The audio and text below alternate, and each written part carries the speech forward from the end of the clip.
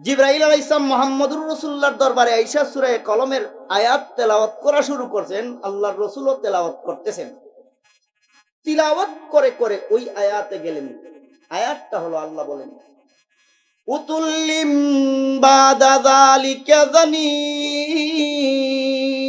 হে মুহাম্মদুর রাসূলুল্লাহ সাল্লাল্লাহু আলাইহি ওয়াসাল্লাম, আরবের সর্বোচ্চ পর্যায়ের অর্থ সম্পদের মালিক, জনসম্পদের মালিক, অস্ত্র সম্পদের মালিক, সর্বোচ্চ পর্যায়ের ক্ষমতাধর যেই ওলীদের পিতৃত্বের ব্যাপারে আপনার দরবারে প্রশ্ন নিয়ে হাজির হয়েছে, ওরা মনে করেছে সে আপনার চেয়ে 25 বছরের বয়সে বড়, আপনি তার জন্ম বৃত্তান্ত বলে দিতে পারবেন না। ওরা মনে করেছে আপনি তার মার গর্ভের গেইটের পাহারাদার ফেরেশতা নয়, আপনি জবাব দেওয়া সম্ভব নয়। ওরা মনে করেছে আপনি সেখানে হাজির নাজির ছিলেন না, জবাব দিতে পারবেন না। ওরা মনে করেছে আপনি আলিমুল গাইব নয়, জবাব দিতে পারবেন না। ওরা মনে করেছে আপনি আল্লাহ নয়, আপনি জবাব দিতে পারবেন না। এই সূত্রে আপনার ইসলামের আলু বন্ধ করে দিবে, দাওয়াতে তাবলীগ নিষিদ্ধ করে দিবে, মসজিদে তালা ঝুলাইয়া দিবে, মাদ্রাসায় শিলগালা করে দিবে, আপনাকে অবাঞ্ছিত ঘোষণা করে খানায়ে কাবার সামনে ফাঁসির কাস্টে ঝুলাইয়া হত্যা নিশ্চিত করবে।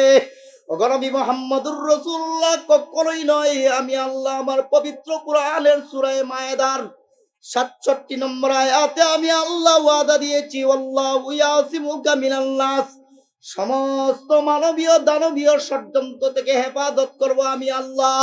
তাই আমি আল্লাহ আমার পবিত্র কোরআনের সূরা কলমের 1 থেকে 16 পর্যন্ত আয়াতগুলো নাযিল করে জানাইয়া দিলাম, উতুল্লিম বাদা যালিকা যানিম। ওই নেতার জন্ম পরিচয় হইল তার মা তাকে বাবা দিয়া জন্ম না দিয়ে রাখাল দিয়া জন্ম দিয়েছে। আম্মা বাদু ফাআউযু বিল্লাহি মিনাশ শাইতানির রাজীম। বিসমিল্লাহির রাহমানির রাহিম।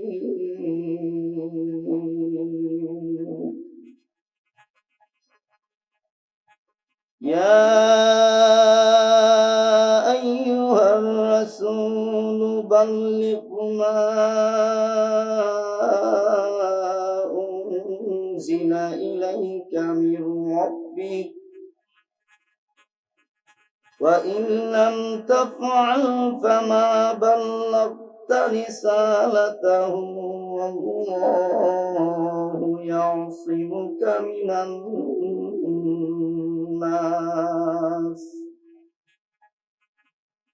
إن الله لا يهدي القوم الكافرين.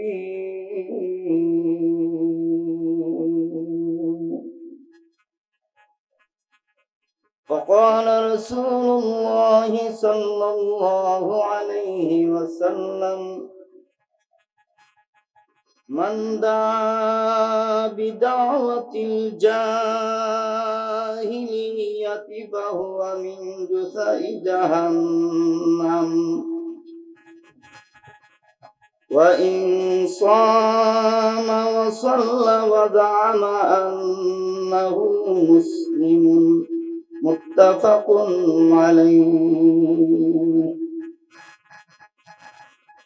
কিয়ামত পর্যন্ত আগত বাংলাদেশের সমস্ত উলামায়ে কেরামের ইলমে নবুয়তের প্রথম ফাউন্ডেশন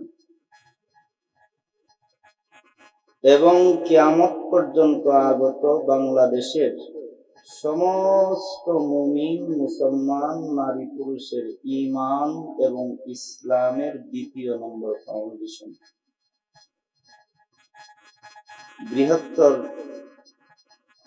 সিলেটের ফেন্সগঞ্জ উপজেলাস্থ নূরপুর ইসলামী যুব সংঘের উদ্যোগে আয়োজিত দ্বিতীয় বার্ষিক তাফসীরুল কোরআন মাহফিলের চলমান অধিবেশনের শ্রদ্ধেয় সভাপতি হাযরাত উলামায়ে কেরাম, সকল শ্রেণীর উপস্থিত মুসলিম ভাইরা, মাইকের আওয়াজ এবং তার আশপাশ যেমন আপনারা,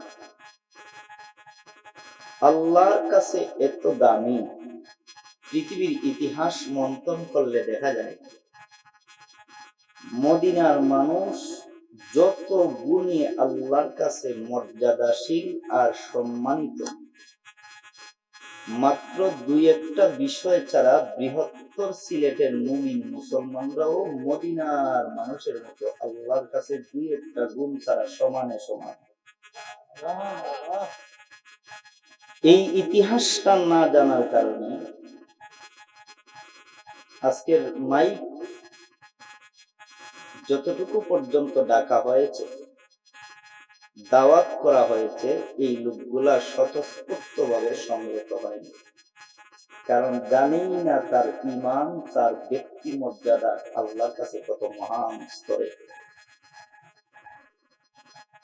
আপনারা যদি সুন্দরভাবে বসেন, ধৈর্য সহকারে একটু সময় বসার সুযোগ এবং পরিবেশ করেন, হয়তো আল্লাহ কিছু কথা বলার ইচ্ছাটা হয়তো কবুল করবেন। যেহেতু বসছেনই, আল্লাহর কোরআনের ভাষার সারমর্ম হইল, তোমরা যখন আল্লাহর কোরআনের মাহফিলে বসো তখন জমা হয়ে বসো, কাছাকাছি হয়ে বসো। কেন? এই জমা হওয়ার সময়টাতে তুমি যে জায়গা থেকে উঠে আসছো, এই জায়গাটা আল্লাহর কাছে জান্নাতে চলার জায়গা হিসাবে গণ্য করা হয়। আজকে আমরা যেই মাহফিলে বসছি, এই মাহফিলের দাম কত?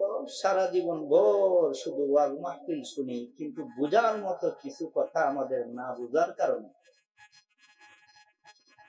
আমরা ওয়াজ মাহফিলে উপস্থিত হয়েও তার হেদায়ত থেকে বহু যুদন যুদন দূরে। এবার শুনুন, আমার কথাগুলো অনেক বোঝার কথা, আশা করি সকলেই দিলের কান দিয়ে বুঝবেন। এই কথাগুলো আপনাদের কেউ কোনোদিন বলে নাই, আমি নিশ্চিত ভবিষ্যতে বলবেন। যেহেতু তাফসীরুল কোরআনের মাহফিল, এজন্য আমাদের জন্য নৈতিক দায়িত্ব হলো কোরআনের হক অনুযায়ী কথা বলা। কিন্তু আমরা আমাদের গলার আওয়াজ আর বেড়াগিরি দেখাইতে যাই। তাফসীরুল কোরআনের ব্যানার একদিকে আর আমার গলার আওয়াজ আরেকদিকে। ভালো করে কথাগুলো বুঝুন। যেই মাহফিলে আজকে আসছেন, মাহফিলটা কি? সমস্ত দুনিয়াতে যত রকমের সভা সম্মেলন, অনুষ্ঠান আর মাহফিল হয়, এইগুলাকে আল্লাহর কোরআনে দুই ভাগে বিভক্ত করা হয়েছে। কয় ভাগে? দুই ভাগে। এক ধরনের সভা সম্মেলন অনুষ্ঠানের কথা উল্লেখ করে আল্লাহ তার পবিত্র কোরআনের সূরা ফুরকানের ৭১ এবং ৭২ নম্বর আয়াতে আল্লাহ বলেন, কিয়ামত পর্যন্ত দুনিয়াতে আমি আল্লাহর কোরআনের সূরা ফুরকানের ৭১ এবং ৭২ নম্বর আয়াতের আলোকে যত সভা সম্মেলন, তাফসীর মাহফিল আর অনুষ্ঠান হবে, এগুলার আয়োজনকারী, এগুলা বাস্তবায়নে বিভিন্নভাবে সহযোগিতা করে এবং ওগুলার উপস্থিত শ্রোতা বক্তা, এই তিন শ্রেণীর লোককে হাসরের মহা বিপদের দিন আমি আল্লাহ সমস্ত হাসরবাসীর সামনে নিজে সালাম দিয়া জান্নাতের মেহমান বানাবো। আরেক ধরনের সভা সম্মেলন, অনুষ্ঠান আর সেমিনারের কথা উল্লেখ করে আল্লাহ তার কোরআনের সূরা লুকমানের ৬ এবং ৭ নম্বর আয়াতে আল্লাহ বলেন, কিয়ামত পর্যন্ত দুনিয়াতে আমি আল্লাহর কোরআনের সূরা লুকমানের ৬ এবং ৭ নম্বর আয়াতের আলোকে যত রকমের সভা সম্মেলন আর অনুষ্ঠান হবে, এগুলার আয়োজনকারী, এগুলার উপস্থিতি, এগুলার বাস্তবায়নে সহযোগিতাকারী এই তিন শ্রেণীর লোককে হাসরের কঠিন বিপদের দিন আমি আল্লাহ সমস্ত হাসরবাসীর সামনে উলঙ্গ অবস্থায় পা গুলা উপরে দিয়া মুখের উপরে ভর করাইয়া 70 গজ মতান্তরে 70 হাত লম্বা জাহান্নামের আগুনের জিঞ্জিরে বেষ্টনী করে আমি আল্লাহ তাকে জাহান্নামে মুক্ত করব।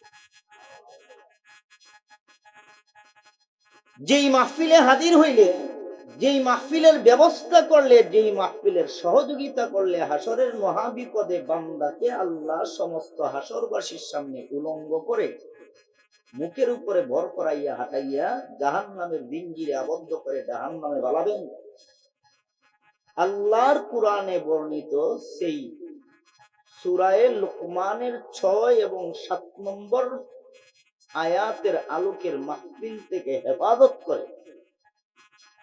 যেই মাহফিলের আয়োজন করলে, সহযোগিতা করলে, উপস্থিত হইলে হাসরের মহাবিপদের দিন আল্লাহ নিজে সালাম দিয়া জান্নাত দিবেন। সূরা ফুরকানের 71 এবং 72 নম্বর আয়াতের আলোকের হুবহু ওই জান্নাতি মাহফিলে আজকে আমাদেরকে শরীক করেছেন। সুবহানাল্লাহ। এবার বুঝছেন এই মাহফিলের মর্যাদার মূল্যায়ন কত। এবার শুনুন এই মাহফিলের উৎস কোথায়। মহানবী মুহাম্মদুর রাসূলুল্লাহ সাল্লাল্লাহু আলাইহি সাল্লাতু ওয়াস সালাম যখন আল্লাহর পক্ষ থেকে নবুয়ত, রিসালাত আর কোরআন পাইলেন, নবুয়তের দাওয়াতটা সমাজবাসীর কাছে উপস্থাপন পদ্ধতি ব্যবস্থাপনা প্রসঙ্গে আল্লাহ সূরা শুআরা 214 নম্বর আয়াত নাযিল করলেন। আল্লাহ বলেন, ওয়ানযির আশীরাতাকাল আকরাবিন। হে মুহাম্মদুর রাসূলুল্লাহ সাল্লাল্লাহু আলাইহি সাল্লাম, সমাজের গণমানুষদেরকে জান্নাতের পথ দেখানোর গুরু দায়িত্ব হিসাবে এদেরকে আপনি হেদায়েতের কথা শোনানোর ব্যবস্থা গ্রহণ করুন। ব্যবস্থাটা কি হবে? কোরআনের এমন কোন তাফসীরের কিতাব নাই, হাদিসের মুহাদ্দিসিনদের এমন কোন হাদিসের কিতাব নাই, মুআররিখিনে কেরামের এমন কোন তারিখাত নাই যেটার মধ্যে এই ঘটনাটা উল্লেখ নেই। মুহাম্মদুর রাসূলুল্লাহ সাল্লাল্লাহু আলাইহি ওয়াসাল্লামের নির্দেশে রাসূলের মাদ্রাসার এক ছাত্র মাত্র 10 বছর বয়সে রাসূলের মাদ্রাসায় ভর্তি হয়েছেন, ঈমানের কালেমা পড়ে। নাম হলো আলী ইবনে আবি তালিব রাদিয়াল্লাহু তাআলা। তিনি রাসূলের নির্দেশে মক্কা সিটি এলাকায় মাইকিং করে একটা মাহফিল ব্যবস্থা করলেন সাফা পাহাড়ের পাদদেশে। মাহফিলের আয়োজন হইল, মুহাম্মদুর রাসূলুল্লাহ আল্লাহর কোরআনের বয়ান শুরু করলেন। কথাগুলো বুঝতেছেন? বুঝেন, এই কথাগুলো বুঝলে সিলেটের মানুষ আল্লাহর কাছে কত দামি, পরের কথাগুলো বুঝবেন না হয় বুঝবেন না। আজকে শুনবেন আপনাদের মর্যাদা আল্লাহর দরবারে মদিনার মানুষের মতো কিভাবে আজকে বুঝবেন। হযরত আলী রাদিয়াল্লাহু তাআলা যখন মাহফিল ব্যবস্থা করলেন, ইসলামের ইতিহাসে সর্বপ্রথম গণমানুষের কাছে আল্লাহর কোরআনের দাওয়াত পৌঁছানোর জন্য রাসূল একটা তাফসীরুল কোরআন মাহফিলের ব্যবস্থা করলেন। রাসূল নিজে বয়ান শুরু করেছেন সাফা পাহাড়ের পাদদেশে। রাসূলের বয়ান চলা অবস্থায় মাহফিলের মাঝখান থেকে একটা লোক দাঁড়াইয়া 2 হাতে পাথর উঠাইয়া বলল, তাব্বাল্লাক আলী হাযা জামাতানা ইয়া মুহাম্মদ। হে আব্দুল্লাহর ছেলে মুহাম্মদ, আমাদের সামাজিক কার্যক্রম বন্ধ রেখে, পারিবারিক অর্থ উপার্জন ব্যবস্থাপনা বন্ধ রেখে, ব্যবসা বাণিজ্য বন্ধ রেখে, কৃষি ক্ষেত খামার বন্ধ রেখে, বাগানের পানি সেচ প্রকল্প বন্ধ রেখে কোরআনের কথাগুলা বলার জন্য কোরআনের তাফসীর মাহফিলে আজকে আমাদেরকে সমবেত করেছো। কোরআনের কথাগুলা বইলা আমাদের আজকে দিনটাই তুমি নষ্ট করে ফেললে মুহাম্মদ, তুমি ধ্বংস হয়ে যাও। নাউজুবিল্লাহ। সিলেটে নাই? কারে বলল? মুহাম্মদুর রাসূলুল্লাহ। রাসূল যে কথাগুলা মাহফিলে বললেন, রাসূলের বাবার ঘরের কথা না আল্লাহর কোরআনের কথা? আল্লাহর কোরআনের কথা বলার অপরাধে রাসূলের মাহফিলে পাথর নিয়ে 2 হাতে দাঁড়াইয়া রাসূলকে মারবে, আর যখন গালি শুরু করলো, দুটা হাত পাথর সহ আল্লাহ তার জায়গার মধ্যে বন্ধ করে দিলেন এবং একটা সূরা আল্লাহ নাযিল করলেন। এই সূরাটাকে সাধারণ পরিচিত ভাষায় সূরা লাহাব বলা হয়, তাব্বাত ইয়াদা সূরা বলা হয়। আল্লাহ বলেন, তাব্বাত ইয়াদা আবি লাহাবি ওয়া তাব্বা মা গলা আনহু মালুহু ওয়া মা কাসাবা সায়াসলা নারান যাতা লাহাবি ওয়া ইমরাআতুহু হাম্মালাতাল হাতাব ফি জিদিহা হাবলুম মিন মাসাদ। হে মুহাম্মদুর রাসূলুল্লাহ সাল্লাল্লাহু আলাইহি ওয়াসাল্লাম, আপনার মাহফিল বন্ধ করে দেওয়ার জন্য দুই হাতে পাথর উঠাইয়া যেই লোকটা দাঁড়াইছে আপনাকে মারার জন্য, লোকটার নাম আবু লাহাব। দুই হাতে পাথর নিয়ে আপনাকে মারাইতে যে দাঁড়াইলো, এমনি দাঁড়ায় নাই, তার কয়েকটা কারণ আছে। এর এক নম্বর কারণ হইল তার জনসম্পদ আছে, ছেলে সন্তান আছে, গোষ্ঠীর লোকেরা আছে। জনসম্পদ গণসম্পদের পাওয়ারে দাঁড়াইছে। আমি আল্লাহ সূরা লাহাব নাযিল করে ঘোষণা করে দিলাম, যেই জনসম্পদ জনগণের উপরে ভর করে আপনার মাহফিলের বিরুদ্ধে দাঁড়াইলো, আমি আল্লাহ তার এই জনগণ সম্পদকে তার ইহকাল পরকাল ধ্বংসের কারণ বানাইব। দুই নম্বর হলো তার অর্থ সম্পদ আছে, সম্পদের গরমে দাঁড়াইছে। আমি আল্লাহ এও ওয়াদা দিলাম সূরা লাহাব নাযিল করে, তার ধন সম্পদ আমি আল্লাহ ধ্বংস করার দায়িত্ব নিলাম। তিন নম্বর কারণ হইল সে বর্তমান দুনিয়ার সর্বোচ্চ আদালতের প্রধান বিচারপতি, chief justice, world supreme court দারুন নাবওয়ার প্রধান বিচারপতি, সর্বোচ্চ জ্ঞানী। আমি আল্লাহ এও ঘোষণা দিলাম, ওই আদালত এর জ্ঞান এবং তার বিদ্যাটাই সে এবং তার জাতি ধ্বংসের কারণ হিসাবে কবুল করে নিলাম। চতুর্থ নম্বর কারণ হইল তার শ্বশুর বাড়ি, যেই বাড়িতে বিয়ে করছে, তার শ্বশুর নেতা, তার সম্বন্ধীরাও নেতা, তার শালারাও নেতা। যে বেডিডারে বিয়া করছে এই বেডিটাও একটা নেত্রী। শ্বশুর বাড়ির লোকেরা নেতা নেত্রীর দল, এই ক্ষমতার প্রভাবে দাঁড়াইছে। আমি আল্লাহ তার শ্বশুর বাড়ির ক্ষমতাও ধ্বংস করে দেব। এমন ধ্বংস আল্লাহ করলেন, বদরের যুদ্ধের 7 দিন আগে কুখ্যাত সেই আবু লাহাবকে আল্লাহ একটা রূপ দান করলেন। এই রূপটাকে বর্তমান দুনিয়ার রাজনৈতিক দান্দাবাদীর ভাষায় বলা হয় করুণার রূপ। এই রূপটা আল্লাহ সর্বপ্রথম আবু লাহাবকে দিয়েছেন। আল্লামা ইদ্রিস কান্দলবী রহমতুল্লাহি আলাইহি তার সিরাতে উল্লেখ করেছেন, ওই যে তাব্বাত ইয়াদা দুই হাত দিয়ে পাথর উঠাইছিল, সর্বপ্রথম আল্লাহ তার দুই হাত পছন্দ শুরু করে দিলেন। বদরের যুদ্ধের 4 দিন পরবর্তী সময়ের ভিতরে তার পুরাটা শরীর পচে গেল, এই অবস্থায় সে মারা গেল। মারা যাওয়ার আগে করুণার রোগে আক্রান্ত হইয়া আবু লাহাব তার স্ত্রী সন্তানকে খাবার চাইলে ইয়াতইমু কাতআমিল কালব, মানুষ যেইভাবে কুকুরকে দূর থেকে খাবার ঘৃণা ভরে দেয়, এইভাবে আবু লাহাবের স্ত্রী সন্তানরা খাবার কুকুরের মতো ঢিল দিয়ে দূর থেকে দিত। আবু লাহাব মারা গেল। মারা যাওয়ার পর আবু লাহাবের লাশ, এই পচে যাওয়া লাশ দাফন নিয়ে সমাজের মানুষ সবাই অস্বীকৃতি প্রকাশ করল। অস্বীকৃতি প্রকাশে তার সন্তানরাও তার লাশ দাফনে যখন অস্বীকৃতি জানালো, এক পর্যায়ে সমাজবাসীর চাপে আবু লাহাবের ছেলেরা মিলিয়ে ইউতুফিয়া হাবশা থেকে 2 জন গোলামকে ভাড়া করে আনলো, তোমরা আমরা বাপরে কবরে হামদাইয়া দাও, এই পরিমাণ টাকা দিব, একটা অঙ্ক ঠিক করে নিয়ে আসো।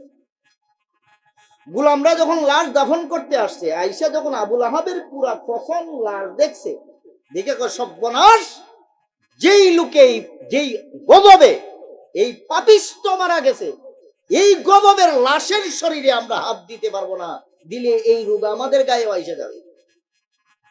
ভালো করে বুঝছেন? আবুল আহাবের সন্তানরা বলে বাবার লাশ দাফন করতেই হবে, গোলামরা বলে যদি দাফন করতেই হয় শর্ত 3টা। হয় কি কি শর্ত? 1 নম্বর শর্ত হইল, যেই পরিমাণ টাকা দিয়ে আমাদের ফুরাইয়া আনছস, ঠিক করে আনছস, এর চেয়ে 10 গুণ টাকা বাড়াইয়া দিতে হবে, পয়সা দেব। 2 নম্বর শর্ত হলো, তোদের বাবারে সাধারণ ভাবে কবর খনন করে আমরা দাফন করতে পারবো না, একটা গাতা খনন করব, আর এটার মধ্যে কুকুরের মতো তারে মাটি চাপা দিব। রাজি আছস নি? রাজি আছি। 3 নম্বর শর্ত হইল, তোরার বাপরে আমরা হাত দিয়ে দাফন করতে পারবো না, ওরে আচ্চাওয়ালা বাঁশ দিয়ে দাফন করার লাগবো। রাজি আছস নি? কয় রাজি। আমার কথা না, আল্লামা ইদ্রিস কান্দলবী রহমতুল্লাহি আলাইহি সিরাতুন নবী, সিরাতুল মুস্তাফার ঘটনা। আবুল আহাবের ছেলেরা কয় বাপরে যদি বাঁশ দিয়া ও আচ্চাওয়ালা দিয়া ও দরকার হয়, এর ঘরে এটারে দাফন কর, বাঁশের ব্যবস্থা করে দিতাছি। 2 বাঁশের ব্যবস্থা করে দিল। আবুল আহাবকে হাবশার 2 গোলাম ইচ্ছা মতো আইক্যাওয়ালা বাঁশ দিয়া গুতাইয়ে গুতাইয়ে গর্তে ফালাইয়া মাটি চাপা দিল। আবুল আহাবের এই মরণ দশা দিয়া কিয়ামত পর্যন্ত আল্লাহ শিক্ষা দিলেন।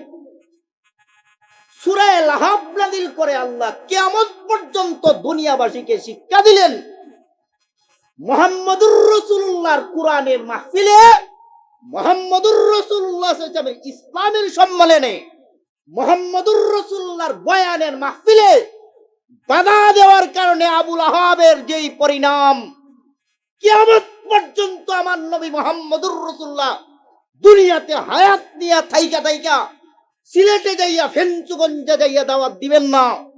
কিয়ামত পর্যন্ত আমার নবীর সেই দাওয়াতের দায়িত্ব জিম্মাদারি আদায় করবেন হক্কানি রব্বানি উলামায়ে কেরাম।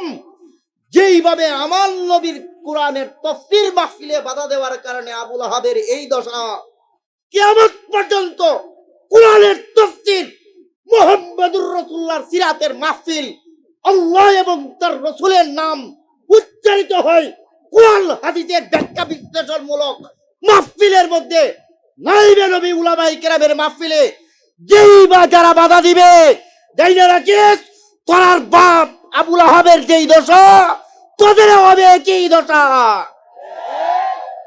আর এই দশা হইছে ও হবেও।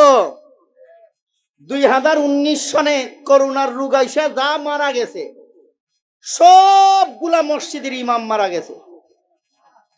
2019 আইসা যা মারা গেছে, সব মাদ্রাসার উস্তাদ মারা গেছে, ছাত্র মারা গেছে, কারা মারা গেছে, যতটারে করোনার রোগে ধরছে সবগুলার ইতিহাস খুলে দেখুন, ওরা আবুল আহাবের দলের লোক।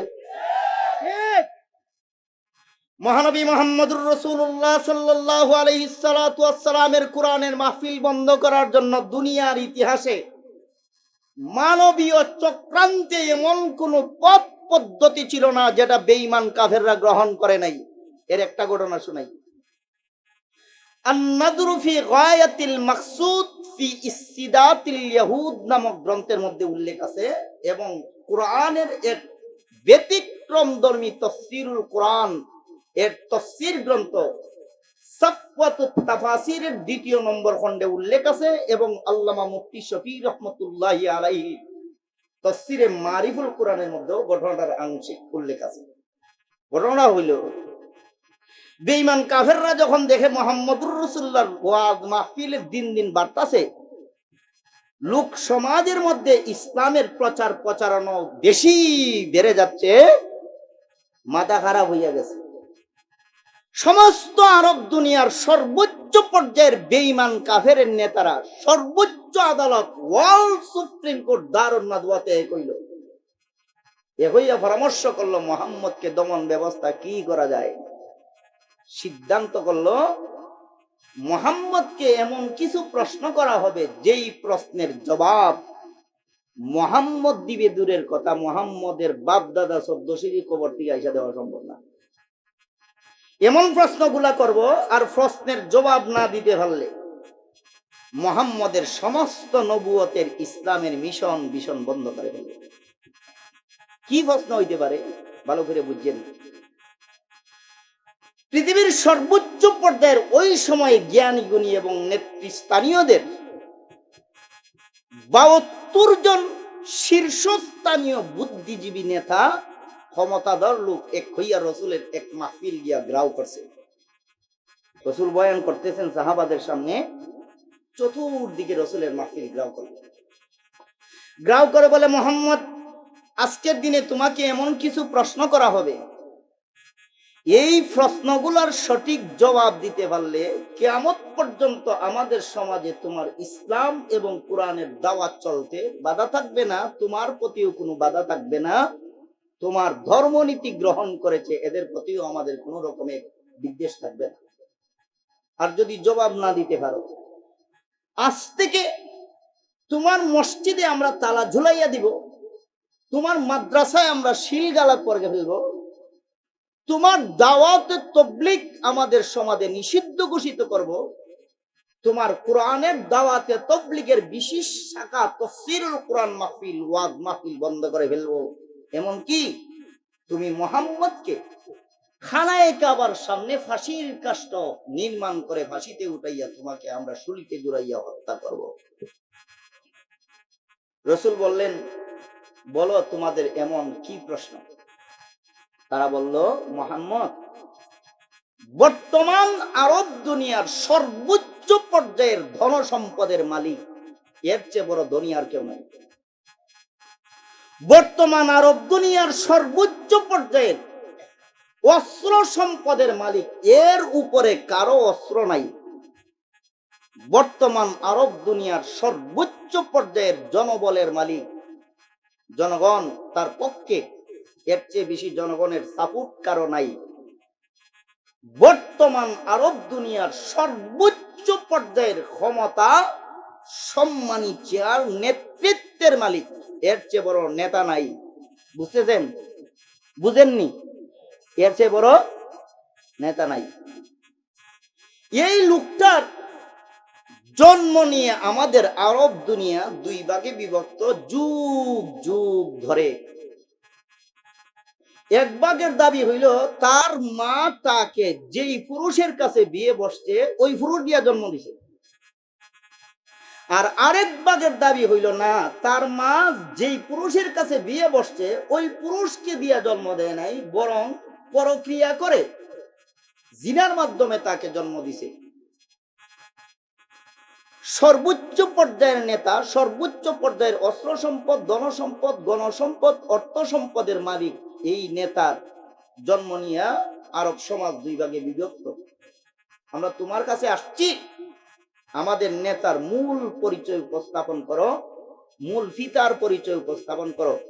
উপস্থাপন সঠিকভাবে করতে পারলে তোমার সব ঠিক, না হইলে সব বন্ধ।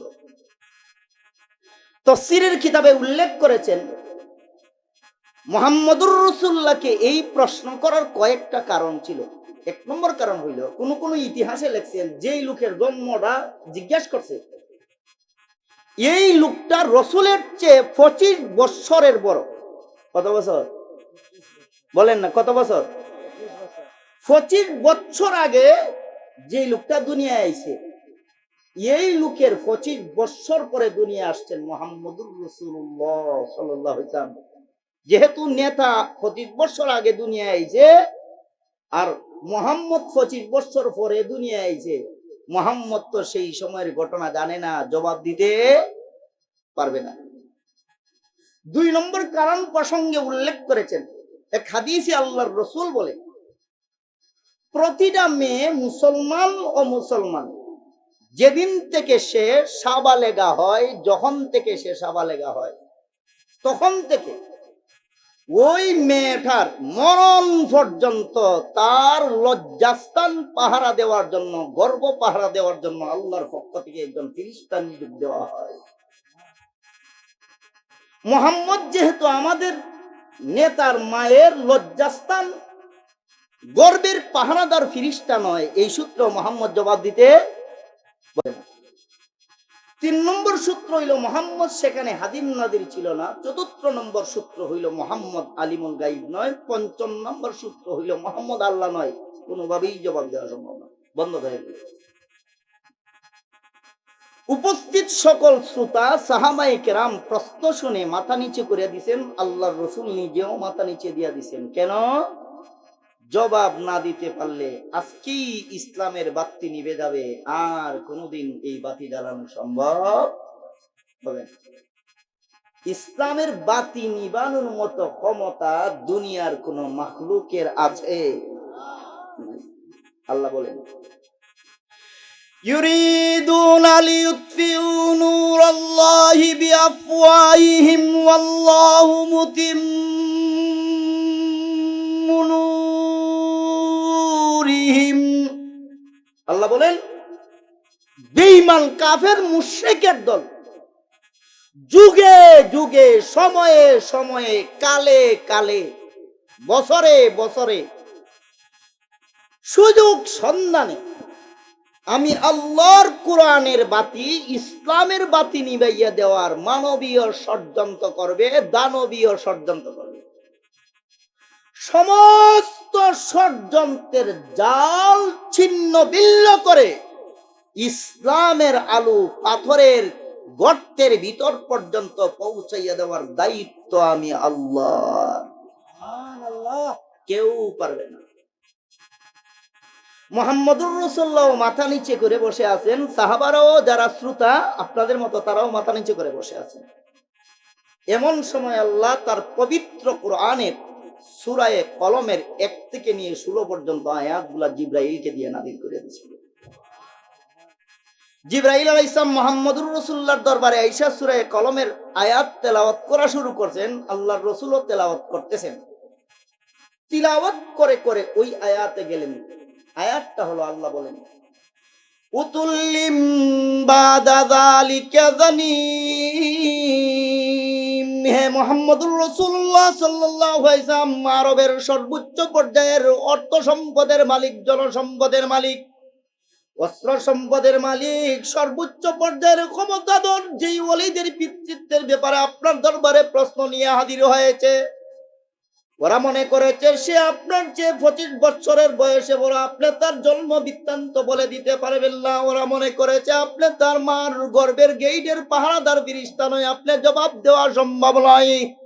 ওরা মনে করেছে আপনি সেখানে হাজির নাজির ছিলেন না, জবাব দিতে পারবেন না। ওরা মনে করেছে আপনি আলিমুল গাইব নয়, জবাব দিতে পারবেন না।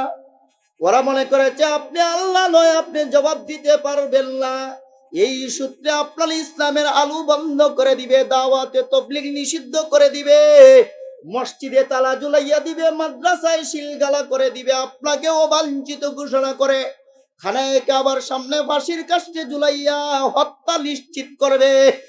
নবী মুহাম্মদুর রাসূলুল্লাহ কখনোই নয়। আমি আল্লাহ আমার পবিত্র কোরআনের সূরা মায়েদার 67 নম্বর আয়াতে আমি আল্লাহ ওয়াদা দিয়েছি, আল্লাহু ইয়াসিমুকা মিনান নাস, সমস্ত মানবীয় দানবীয় ষড়যন্ত্র থেকে হেফাজত করব আমি আল্লাহ।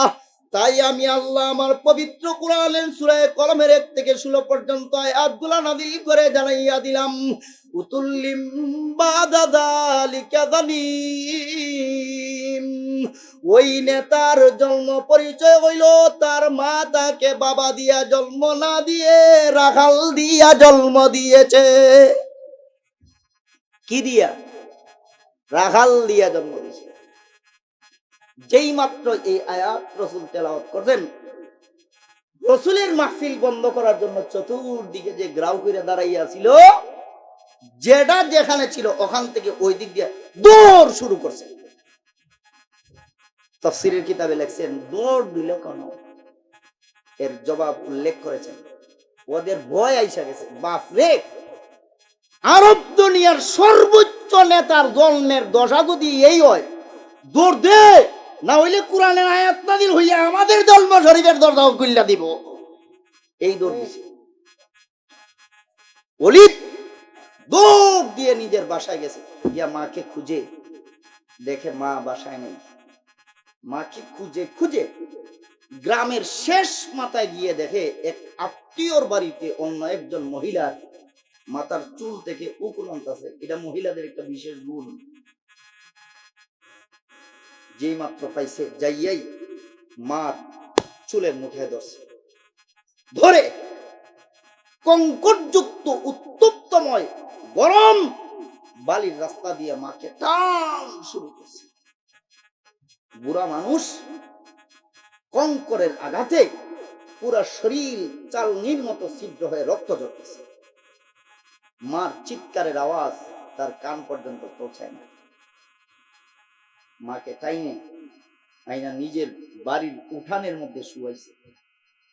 তলোয়ার থেকে খাপ থেকে তলোয়ার খুলিয়া মার বুকে বসিয়া গলার মধ্যে তলোয়ার লাগাইয়া জিজ্ঞেস করে, সত্য কর, আমাকে কোন পুরুষ দিয়া জন্ম দিয়েছস? মা তো এইটা কি করছে? তুই নিজে বুড়া হইয়া গেছিস, তোর সন্তান গুলা নাতি নশা গুলো বুড়া হতে যাচ্ছে, তুই জানাস না তোর বাপ কেনা?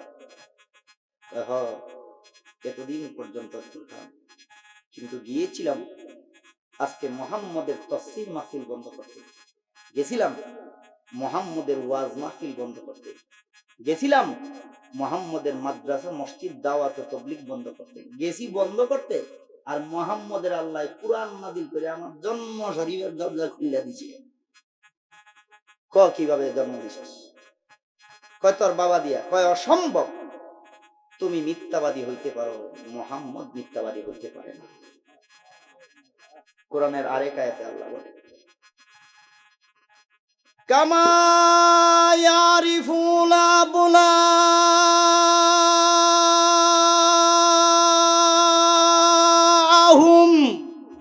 হে মুহাম্মদুর রাসূলুল্লাহ সাল্লাল্লাহু আলাইহি ওয়াসাল্লাম, বেঈমান কাফেররা নিজের ঔরসের বাচ্চাটাকে শতভাগ নিশ্চয়তায় বিশ্বাস করতে পারে না। কি জানি বউ অন্য পুরুষের পানি দিয়া স্বামীর নামে চালাই দিছে কিনা।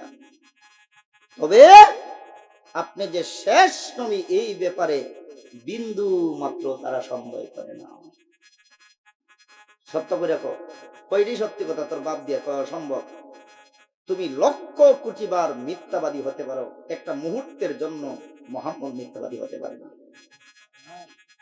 আরেক আয়াতে আল্লাহ বলে, মা ইয়ানতিকু আনিল হাওয়া ইন হুয়া ইল্লা ওয়াহয়ুন ইউহা। এই মর্মে এক কবি বলে, মোহাম্মদ হরগিজ না গুফতা তা না গুফতা জিবরাইল, জিবরাইল হরগিজ না গুফতা তা না গুফতা রব্বে জলিল। মুহাম্মদুর রাসূলুল্লাহ ততক্ষণ পর্যন্ত কোনো কথা বলেন না, ওই কথাটা জিবরাইল আমিন যতক্ষণ পর্যন্ত আয়েশা না বলেন, আর জিবরাইল আমিন ও রাসূলের কাছে আয়েশা ওই কথাটা ততক্ষণ পর্যন্ত বলেন না যতক্ষণ পর্যন্ত রব্বে জলিল স্বয়ং আল্লাহ না বলে দেন। বলো, সত্য বলো, না হয় তলোয়ার দিয়ে এক্ষণ মাথা দ্বিখণ্ডিত করে ফেলবো, শরীর থেকে আলাদা করে ফেলবো।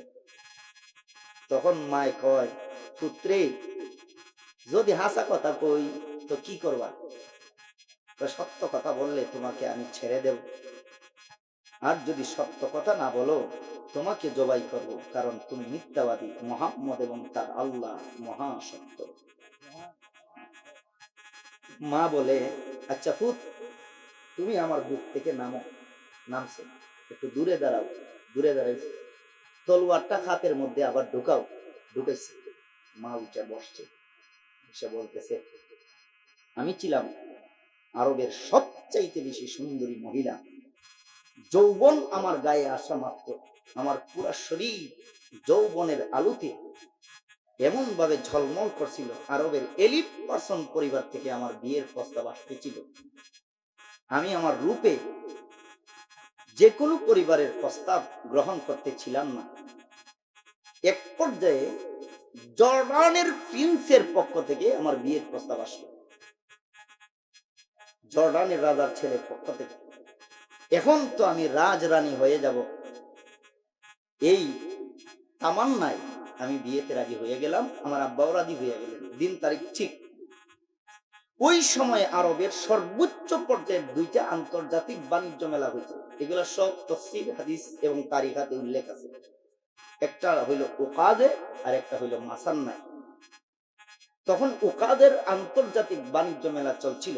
আমি আব্বুকে বললাম, বাবা এই তো আর 2-4 দিন পরেই বিয়ে হইলে আমি জর্ডানে চলে যাব, হতে পারে আমার মরণের আগে কোনোদিন এই বাণিজ্য মেলায় নাও আসতে পারি, যেহেতু সময় আছে দয়া করে আমার একটু মেলাটা দেখাই আনো। আমার আব্বা আমার দরখাস্ত মঞ্জুর করে নিয়ে গেলেন বাণিজ্য মেলায়।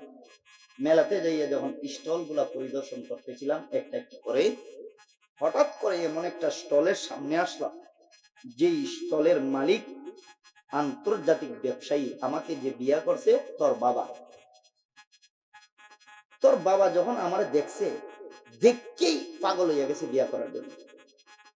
আমার বাবা বললেন, আমার মেয়ে জর্ডানের প্রিন্সের সাথে বিয়া ঠিক, ওইটা বাদ দিয়ে তো বিয়ে দেওয়া সম্ভব না। আরবের চিরাচারিত অভ্যাস অনুযায়ী সে খাপ থেকে তলোয়ার বের করে দেখায় বলল, যদি এখন বিয়েতে রাজি না হও, বাপ বেটি দুটার মাথা দ্বিখণ্ডিত করে ফেলবো। আমার আব্বা আমার জীবন এবং আমার বাবার জীবন রক্ষার্থে জর্ডানের প্রিন্সের বিয়া বাদ দিয়ে তোর বাবা আন্তর্জাতিক ব্যবসায়ীর সাথে আমার বিয়া করাই দিল। বিয়ে হয়ে গেল। আমাকে নিয়ে আসছে এই বাড়িতে নিয়ে আসার পরে, ওমা এখন দেখা যায় তোর বাবার শারীরিক ক্ষমতা একেবারে নাই মহিলাদের চাহিদা পূরণ করা। আমার শারীরিক চাহিদা পূরণ করার মতো তোর বাবার যোগ্যতা নাই শারীরিক ভাবে। দজবঙ্গ লোক বুঝেন তো, তার পুরুষত্বহীনতা প্রমাণ হয়ে গেল। লজ্জা দেখার জন্য ব্যবসার নাম দিয়ে 2 বছরের সময় নিয়ে চলে গেল সিরিয়ায়। আমি যে বিয়ে বসছি, সফওয়াতুত তাফাসিরের মধ্যে উল্লেখ করছেন, আমি আমার এই যৌবন কোথায় ব্যয় করব, কার কাছে ব্যয় করব, যৌবনের ঢেউ আমি কিভাবে সামাল দিব। 1।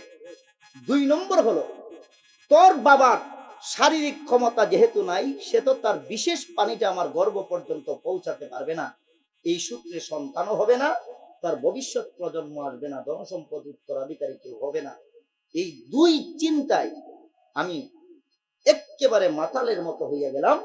এক পর্যায়ে আমাদের বাড়ির পাশে ওই যে মাঠটা দেখো, এই মাঠে মুগিরা নামক একজন লোক, সে উট বকরি ভেড়া রাখালি করত। তার সাথে আমার প্রেমের সম্পর্ক হইল। সম্পর্ক হওয়ার পর তোমার বাবাকে দিয়া স্বামীর পক্ষ থেকে যা কিছু আমার শারীরিক ভাবে নেওয়ার কথা ছিল, তা ওই আমার প্রেমিক দিয়া আমি আমার বিছানায় নিয়ে আনিছি।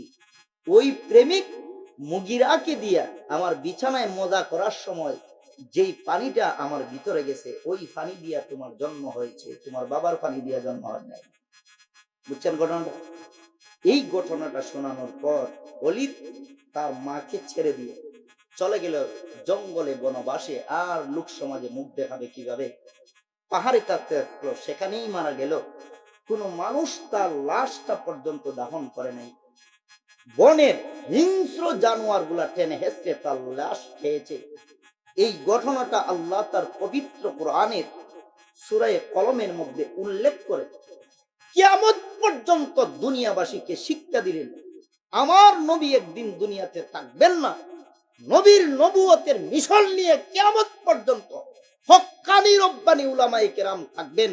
আমার নবী থাকবেন না, নবীর দাওয়াতে তাবলীগ চালানোর জন্য কিয়ামত পর্যন্ত একদল উলামায়ে কেরাম থাকবেন। আমার নবী থাকবেন না, কিয়ামত পর্যন্ত নবীর দাওয়াত ও জিহাদ পরিচালনার জন্য একদল হক্কানি রব্বানি উলামায়ে কেরাম থাকবেন। আমার নবী একদিন থাকবেন না, নবীর ইমামতি করার জন্য একদল উলামায়ে কেরাম থাকবেন। আমার নবী একদিন দুনিয়ায় থাকবেন না, নবীর আযান পরিচালনার জন্য একদল মুয়াজ্জিন উলামায়ে কেরাম কিয়ামত পর্যন্ত থাকবেন। আমার নবী দুনিয়ায় থাকবেন না, নবীজির রীতিতে ব্যবসা করার জন্য উম্মতে মুহাম্মদের একটা বিশেষ শ্রেণী থাকবেন কিয়ামত পর্যন্ত। আমার নবীর উত্তরাধিকারী হক্কানি উলামায়ে রব্বানিরা দাওয়াতে তাবলীগ, মসজিদ, মাদ্রাসা, খানেকা, ইমামতি, মুয়াজ্জিনি, জিহাদ, দাওয়াত প্রত্যেকটা কাজ চালাইতে যাইয়া যেই বা যারা তাদের পরিচালিত দাওয়াতের আরেক বিশেষ শাখা কোরআনের তাফসীর মাহফিল, ওয়াজ মাহফিল, এগুলার মধ্যে যারা বাধা দিবে বুঝতে হবে সবগুলার জন্মের মধ্যে তাদের বাপ ওয়ালিদ ইবনে মুগিরার মতো সমস্যা আছে। যদি এর জন্মের সমস্যা না থাকে মাহফিল বন্ধ করে কেন? ওর জন্মের সমস্যা না হইলে তাফসীরুল কোরআন মাহফিল বন্ধ করে কেন? দাওয়াতে তাবলীগের বিরোধিতা করে কেন? মাদ্রাসা মসজিদের বিরোধিতা করে কেন? আল্লাহ বলেন উতুল্লিম বাদা যালিকা জানিম, এর জন্মের সমস্যা। কিসের সমস্যা? জন্মের সমস্যা। ভালো করে ওয়াজ মাহফিলে এখন থেকে বাধা দিও। মহানবী মুহাম্মদুর রাসূলুল্লাহ সাল্লাল্লাহু আলাইহি সাল্লাতু ওয়াস সালামের দাওয়াতের কাজ বেঈমানরা চাইলো বন্ধ করতে, বন্ধ হইল? বন্ধ হইল না। এবার সিদ্ধান্ত গ্রহণ করলো মুহাম্মদকে আর হাতে নয়, এবার মুহাম্মদকে ভাতে মারবো।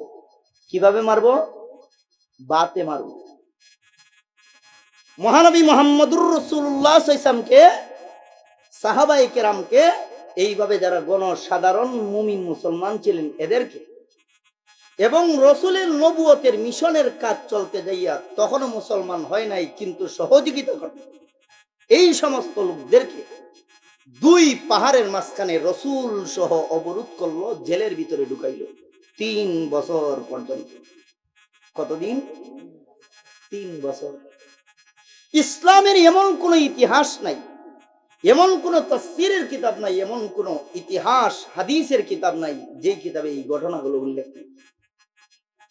দুই পাহাড়ে মুহাম্মদুর রাসূলুল্লাহ সাল্লাল্লাহু আলাইহি ওয়াসাল্লামকে এবং মুহাম্মদুর রাসূলুল্লাহর অনুসারী সাহাবায়ে কেরামকে এবং মহানবী মুহাম্মদুর রাসূলুল্লাহ সাল্লাল্লাহু আলাইহি ওয়াসাল্লামের দাওয়াতের কাজে সহযোগিতা করতেন এদেরকে বেঈমান কাফেররা যখন অবরোধ করলো, অবরুদ্ধ জীবনে রসুলের 3 বছর চলতে লাগলো। কিছুদিন যাওয়ার পর সকলের খাবার যখন জেলের ভিতরে শেষ হয়ে গেল, কি খাবেন? বাধ্য হইয়া দুই পাহাড়ের অবরুদ্ধ এলাকার ভিতরে যত বৃক্ষ ছিল, গাছ ছিল, গাছগুলার পাতালতা খাওয়া শুরু করলেন। কিছুদিনের ভিতরে সবগুলা বৃক্ষের গাছের পাতালতা শেষ হয়ে গেল। এবার কি খাবেন শুরু করলেন? প্রত্যেকটা গাছের বৃক্ষের ছাল খাল উঠাইয়া খাওয়া শুরু করলেন। কিছুদিনের ভিতরে সমস্ত বৃক্ষের খালও শেষ হয়ে গেল, খাবারের মতো আর কিছু নাই। অবস্থা এমন হইল, জেলের ভিতরে যেই সমস্ত মেয়েরা, মুসলমান মেয়েরা সন্তান প্রসব করেছিলেন, খাবারের অভাবে গর্ভের সন্তান গুলা প্রসব পরবর্তী সময়ে তাদের বুকের দুধ পান ব্যবস্থা বন্ধ হয়ে গেল। যেই সমস্ত মুসলমান মেয়েরা গর্ভে বাচ্চা ধারণ করেছিলেন, খাবারের অভাবে গর্ভের বাচ্চাগুলা নষ্ট হয়ে গেল। এই অবস্থায় মুসলমান ছোট্ট ছোট্ট বাচ্চা এবং নারীদের কান্নায় যখন আকাশ বাতাস ভারী হয়ে গেল, আল্লাহ সাথে সাথে তার পবিত্র কোরআনের সূরা হিজরের 93 থেকে নিয়ে 99 নম্বর পর্যন্ত আয়াতগুলা নাযিল করে আল্লাহ জানাইয়া দিলেন, ফাসদা বিমা তুমার ওয়ারিদ আনিল মুশরিকিনা ইল্লা কাফাইনাকাল মুস্তাহদিন। হে মুহাম্মদুর রাসূলুল্লাহ সাল্লাল্লাহু আলাইহি ওয়াসাল্লাম, দাওয়াতে তাবলীগের অপরাধে, মাদ্রাসার কোরআন শিক্ষা দেওয়ার অপরাধে আর কোরআন শিক্ষা নেওয়ার অপরাধে আপনি এবং আপনার অনুসারী মুমিন মুসলমান এবং আপনার নবুয়তের মিশন চালানোতে সহযোগিতা করে অমুসলমানদেরকে বেঈমান কাফেররা 3 বছর পর্যন্ত দুই পাহাড়ের মাঝখানে অবরোধ করে শিয়াবে আবু তালেবে জুলুম নির্যাতনের যে স্টিম রুলার পরিচালনা করেছে, সবগুলা আমি আল্লাহ দেখে সকলকে তাদের পরীক্ষায় সর্বোচ্চ নাম্বারে পাস করে দিয়েছি। আর ঘোষণা দিলাম, আজ থেকে আপনি অবরোধ ভঙ্গ করুন, আপনার জেল জীবন ভঙ্গ করে রাস্তায় হাটে বাজারে দোকানে মুকানে ঘরে ঘরে গেইটে গেইটে যাইয়া আমি আল্লাহর কোরআনের দাওয়াত দিতে থাকুন। যেই বা যারা আপনার কোরআনের দাওয়াতের বিরোধিতা করবে এদেরকে শায়েস্তা করার জন্য আমি আল্লাহই যথেষ্ট হয়ে গেলাম। তখন মহানবী মুহাম্মদুর রাসূলুল্লাহ সাল্লাল্লাহু আলাইহি সাল্লাতু ওয়াসসালাম তার উপস্থিত হযরত কারাবরণের সাহাবায়ে কেরাম রাদিয়াল্লাহু তাআলা আজমাইনকে লক্ষ্য করে বলেন, এখন বুঝেন কথাগুলো। রাসূল কারা জীবনের সাহাবাদের লক্ষ্য করে বললেন, হে আমার সাহাবারা, আল্লাহ কুরআনের কয়েকটা আয়াতে ঘোষণা করেছেন আল্লাহ আমাকে কিয়ামত পর্যন্ত সমস্ত জগতের নবী বানাইয়া পাঠাইছেন, কিন্তু কিয়ামত পর্যন্ত দুনিয়ার হায়াত আল্লাহ আমাকে দেন নাই। যেইভাবে আল্লাহ আমাকে বিশ্বনবী বানাইছেন, এইভাবে আমার প্রতি ঈমান আনার কারণে তোমাদেরকে আল্লাহ বিশ্বনবীর বিশ্ব উম্মত বানাইয়া পাঠাইছেন। একটাই ব্যবধান, আমি হইলাম নবী, তোমরা হইলা আমার উম্মত। নবী হওয়ার কারণে যেইভাবে কোরআনের দাওয়াত প্রচার প্রসার করা আমার নবীর দায়িত্ব, আমার উম্মত হওয়ার কারণে একই দায়িত্ব তোমাদের। সুতরাং শুধুমাত্র মক্কায় তাইকা জুলুম নির্যাতন সহ্য করলে চলবে না। দেশ দেশান্তরে যাইয়া আমি রসুলের পক্ষ থেকে আল্লাহর কোরআনের দাওয়াত দেওয়ার জন্য কে কে প্রস্তুত আছো, দাঁড়াও। রসুলের এই কথায় অবরুদ্ধ জীবনে 4 জন সাহাবা এবং রসুলের আপন দুধ মামা হযরত আবু ওয়াক্কাস মালিক ইবনে ওয়াহাব রাদিয়াল্লাহু তাআলা দাঁড়াইয়া বললেন, লাব্বাইক ওয়া সাদাইক ফিদাকা আবি ওয়া উম্মি ইয়া রাসূলুল্লাহ। ওগো আল্লাহর রাসূল, আমরা উপস্থিত মরণ পর্যন্ত আমাদের আপনার মজলিস থেকে আমাদের হায়াত আর মরণ হাতে নিয়ে যাব, দেশ দেশান্তরে যাইয়া আপনার পক্ষ থেকে দাওয়াতের তাবলীগের কাজ করব, দাওয়াতের কাজ করব। আমরা প্রতিশ্রুতি গ্রহণ করলাম। আল্লাহর রাসূল নিজের মামা আবু ওয়াক্কাস মালিক ইবনে ওয়াহাবকে আমির বানাইয়া, বাকি 4 জনকে মামুর বানাইয়া এক জামাত বানাইয়া মুহাম্মদুর রাসূলুল্লাহ সাল্লাল্লাহু আলাইহি ওয়াসাল্লাম পাঠাইলেন পরদেশে, ইথিওপিয়ায়, হাবশায়, যেই দেশের 100 জনের মধ্যে 100 জন ধর্ম বিশ্বাসে খ্রিস্টান। সেখানে রসুলের মামা তাদেরকে নিয়ে 2 বছর পর্যন্ত দাওয়াত দিলেন।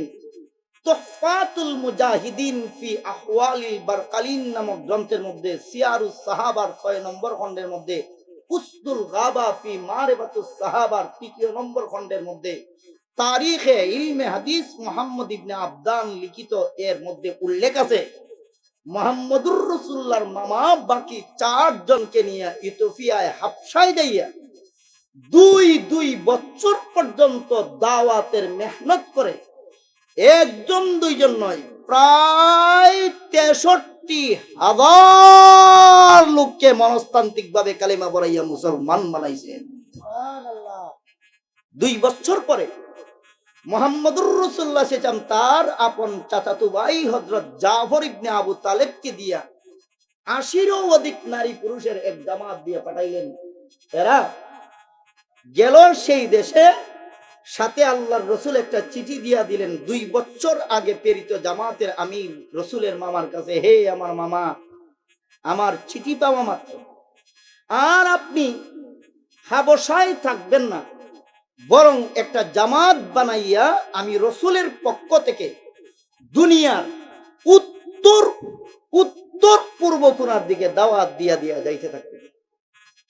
রসুলের চিঠির নির্দেশে রসুলের মামা হযরত আবু ওয়াক্কাস মালিক ইবনে ওয়াহাব রাদিয়াল্লাহু তাআলা আনহু চিঠিটা উপস্থিত হাবশার নতুন মুসলমানদের কাছে পড়া শুনাইলেন।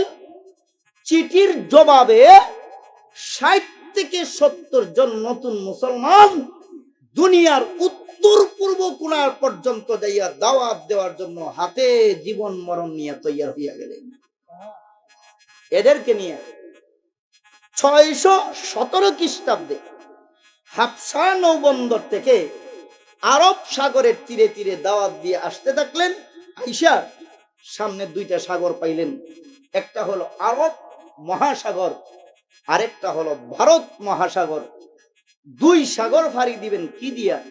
পূর্বে উল্লেখিত ঐতিহাসিকরা উল্লেখ করেছেন মুহাম্মদুর রাসূলুল্লাহ সাল্লাল্লাহু আলাইহি ওয়াসাল্লাম তার মামা আবু ওয়াক্কাস মালিক ইবনে ওয়াহাব রাদিয়াল্লাহু তাআলা আনহু তার সকল সাথীদেরকে নিয়ে নামাজে দাঁড়াইলেন।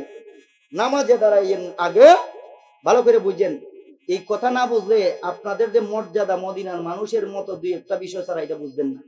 বুঝতেছেন? বুঝতেছেন? বুঝেন। রসুলের মামা উপস্থিত সকল সাথীদেরকে বললেন, আমরা নামাজে দাঁড়াবো, 2 রাকাত নামাজ পড়বো, তবে নামাজটা আমরা পড়বো অন্যান্য নামাজের মতো নয়, এর ব্যতিক্রম। নামাজে তোমরা আল্লাহু আকবারের পরে সবাই চোখ বুজে দাঁড়াবে। 2 রাকাত নামাজ শেষ করে আমি যখন সালাম ফিরাবো তখন চোখ খুলবে, এর আগে চোখ খুলবে না। সবাই নামাজে দাঁড়াইলেন। নামাজরত অবস্থায় রসুলের মামা হযরত আবু ওয়াক্কাস মালিক ইবনে ওয়াহাব রাদিয়াল্লাহু তাআলা দোয়া শুরু করলেন, ইয়া আযীযু ইয়া কারীমু ইয়া হালিমু আজিরনা, হে মহাপরাক্রমশালী আল্লাহ, হে মহাদয়াময় আল্লাহ, হে অস্তিত্বহীনকে অস্তিত্ব দেনেওয়ালা আল্লাহ, হে অবাস্তবতাকে বাস্তবতায় রূপ দেনেওয়ালা আল্লাহ, আপনার নবী মুহাম্মদুর রাসূলুল্লাহর প্রতিনিধি হইয়া দুনিয়ার উত্তর পূর্ব কোণার দিকে দাওয়াত দিয়া দিয়া শেষ প্রান্তে যেতে চাই। যাওয়ার ব্যবস্থা নাই, সাগর 2টা পড়ে গেছে, সাগর পাড়ি দেওয়ার ব্যবস্থা নাই। নামাজে দাঁড়াইলাম, নামাজের মাধ্যমে সাহায্য চাই। 2 রাকাত নামাজে এই দোয়া করে করে 2 রাকাত নামাজের সালাম ফিরাইয়া দেখেন, 2 রাকাত নামাজের ভিতরে 2 সাগর পাড়ি দিয়ে আমাদের ভারতের কেরালা নৌবন্দরে চলে এসেছে। কয় রাকাত নামাজে? 2 রাকাত নামাজে। তৎকালীন সময়ে কেরালার রাজার নাম ছিল রাজা চেরুমন পেরুমল। রাজা চেরুমল পেরুমালের কাছে দাওয়াত উপস্থাপন করলেন। ডক্টর শ্রী সূর্যজিৎ দাস গুপ্তের লেখা ভারতবর্ষ ইসলাম নামক গ্রন্থের মধ্যে উল্লেখ আছে, লেখা বাংলা বিশ্বকোষের 14 নম্বর খণ্ডের মধ্যে উল্লেখ আছে, অধ্যাপক আব্দুল গফুরের লেখা ইতিহাসের প্রেক্ষাপটে বাংলাদেশ নামক গ্রন্থের মধ্যে উল্লেখ আছে, সাংবাদিক এ কে মহিউদ্দিনের লেখা চট্টগ্রামে ইসলাম নামক গ্রন্থের মধ্যে উল্লেখ আছে, মুহাম্মদুর রাসূলুল্লাহর মামা রাজা চেরুমন ফেরুমালের কাছে যেই মাত্র রসুলের প্রতিনিধি হইয়া আসতেন বলে দাওয়াত দিলেন, রাজা দাওয়াতটা শোনা মাত্রই উপস্থিত সকল সভাসদদেরকে নিয়ে সেজদা দিয়া কালেমা পড়ে মুসলমান হইয়া গেলেন। এরপরে রাজায় তলোয়ার, ফান, আতর, আদা, তলোয়ার, পান, আতর, আদা, এই 4টা জিনিস হাদিয়া সহ নিজের রাজ্য ক্ষমতা ছেড়ে দিয়ে চলে গেলেন মক্কায় মুহাম্মদুর রাসূলুল্লাহ সাল্লাল্লাহু আলাইহি ওয়াসাল্লাম বাস্তবে রসুলের সাহচর্য গ্রহণ করার জন্য। সেখানে যাইয়া দীর্ঘদিন পর্যন্ত দিন শিখে দেশে আইসে আর রাজত্ব ক্ষমতা গ্রহণ করেন নাই। অপরদিকে মুহাম্মদুর রাসূলুল্লাহর মামা 2 বছরে দাওয়াত দিয়া পুরো ভারতে ইমানের জোয়ার উঠাইয়া দিয়েছেন। সুবহানাল্লাহ। এরপরে ভারত বাংলাদেশের মাঝখানে একটা সাগর, এটাকে বঙ্গোপসাগর বলা হয়। একইভাবে 2 রাকাত নামাজের মাধ্যমে বঙ্গোপসাগর পাড়ি দিয়া আসলেন বাংলাদেশে। বাংলাদেশে আইসা বৃহত্তর চট্টগ্রাম দাওয়াত দিয়া নোয়াখালীর ফেনী কুমিল্লা হইয়া তার জামাতটা নিয়ে ঢাকার, বর্তমান ঢাকার কাশপুর এর সোনারগাঁ পর্যন্ত আসলেন।